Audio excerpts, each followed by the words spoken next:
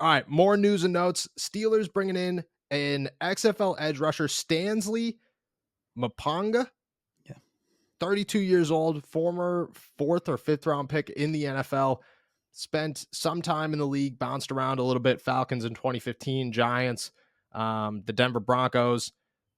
Then he went to the XFL, played for the Seattle Dragons when it first happened, ended up in the CFL, and then made his way back to the XFL, playing for the Guardians this past season. He had 2 sacks in 10 games, 2.5 sacks in 10 games this season, 22 tackles. That they worked him out. It's not a signing. It's not a, it's just a, are you capable of playing football type of meeting, I guess. This comes after Quan Alexander seemingly faded into the dust for the Pittsburgh Steelers. There's been no news surrounding it. They still have 1 roster spot available. I mean, I want to ask, what are your thoughts? But my thoughts are this is a very unimpressive workout tryout for the Pittsburgh Steelers. Yeah, I still think they'll have some work to do on that final roster spot, even after this workout. This guy's 32 years old. Like, why? I don't think they would use a roster spot in a 32-year-old guy who has barely cracked an NFL roster before, like when he was actually in his prime, versus like, what this guy is. Like, when a guy's 32 years old, you know what he is. Why you wouldn't try to hit on some guy who has some potential maybe, or could be something, a rookie, a young guy, 2nd or 3rd-year guy over. You'd take that over a 32-year-old who's never stuck on really any kind of professional football team. Yep, that's the thing, is like, even when we talked about Luke Barku and Hakeem Butler, like, you look at these guys and you just think, okay, cool. Like, that's like good. Glad that they're bringing them in, giving them a shot. They're young. Maybe they just needed time to develop. But at the same time, you're like, there's a reason that you didn't make it in the NFL when you did.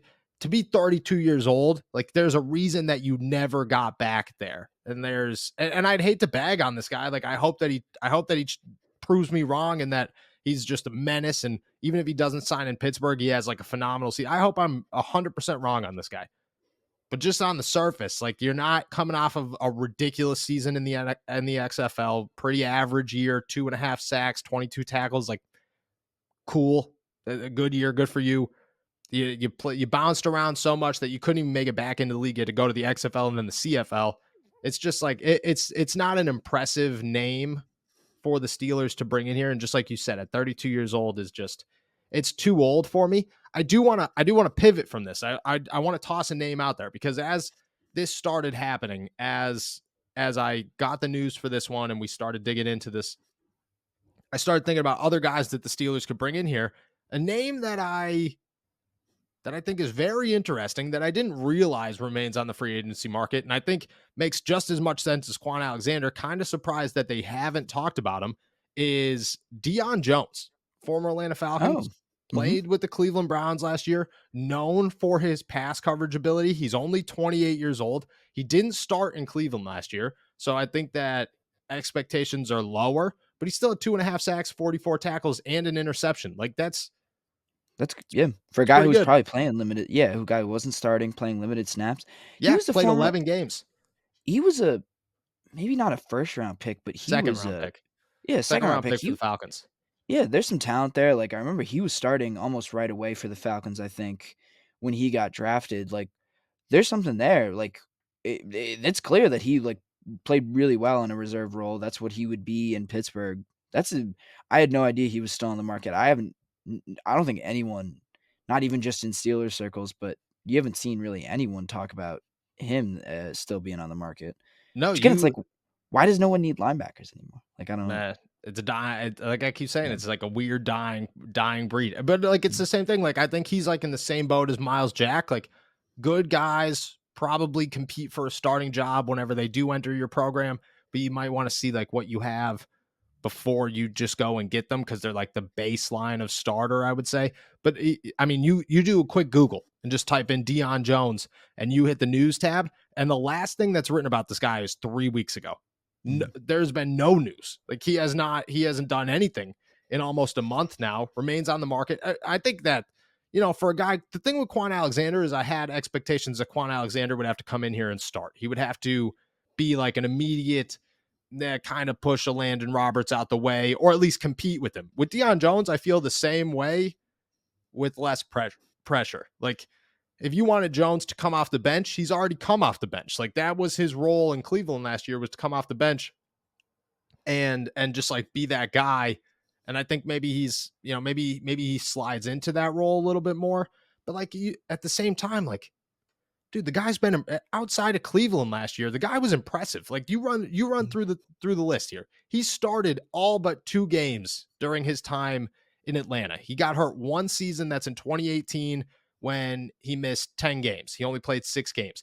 Every other year besides that, including his rookie season, he has had over 100 tackles, and all but his final year in Atlanta, he had at least 1 interception. Overall, in 6 years in Atlanta, he had 11 picks, 11 interceptions. Like, Yeah, that's that's crazy. yeah, 5 touchdowns. Like, the guy. Yeah, it's impressive stat lines. It's super impressive stat lines. On top of that, he's got 8.5 sacks, 11 sacks overall in his career. He had 2.5 last year. Like, I mean, just, he knows how to play football the way that the Pittsburgh Steelers are looking for somebody to play Yeah. football. It just seems to make a lot of sense for me. If I'm not mistaken, I think he was a starter on that, Falcons team that went to the Super Bowl, He right? was. Like, was He that his was. rookie year? Or maybe his second year? 2016, possibly 2016. Yeah, but, like, yeah, this guy has not just played, but played winning football. 5 touchdowns is wild. Like, there are offensive players who don't score that many touchdowns in their career. Yes. Yes. 5 touchdowns is like crazy. Yeah. Crazy. And like, it's not like it was like, oh yeah, like his rookie season he had two touchdowns, but he had 165 interception return yards, which means that like this guy worked to get into the end zone. It wasn't like Right, like it was just intercept the football and walk into the end zone. Like 165 yards. Chances are at least one of those you took 75 yards to the house. right. That's impressive. I don't know why nobody's talked about him. Maybe he's dealt with injuries. Maybe there's things I don't know about Deion Jones that I should know about Deion Jones. Maybe he's asking for a boatload of money. I think Deion Jones makes But he's waiting. way too much sense Yeah, if he's for holding the out for Steelers. more money, he's and also if you're the Steelers, like, mostly set at linebacker, like, even if he has injury concerns, like, you can take a flyer on a guy like that, like, Yes. yeah, and if he's asking for a lot of money, he's not going to get it, like, I don't know, it's getting late in the calendar, he's gonna have some pressure on him to actually sign with the roster or sign with the team. Mm-hmm. Yeah, this is that yeah, it almost makes too much sense. Yeah. Way too much sense. He has dealt with injuries. He had a shoulder injury last last year. Last year before he was traded to, so maybe I'm wrong there. Maybe he only played half the season in Atlanta and then half the season in Cleveland. I don't know. I didn't why Deion Jones just didn't pop up for me. Like, just Mhm, wasn't a name that I was focused on mhm. whenever the Steelers played the Browns. Don't know why. But he did have a shoulder injury. I mean, like, I get it, concerning, but for your third inside linebacker, Right, this 24 hours before OTAs, give him a mhm, call. Like, right, just be like, hey, let's just talk. Let's just see if you right, fit here the way we think you could. You have money. If you're gonna go spend money on Quan Alexander, go spend money on Deion Jones. I think makes absolutely. a lot of sense.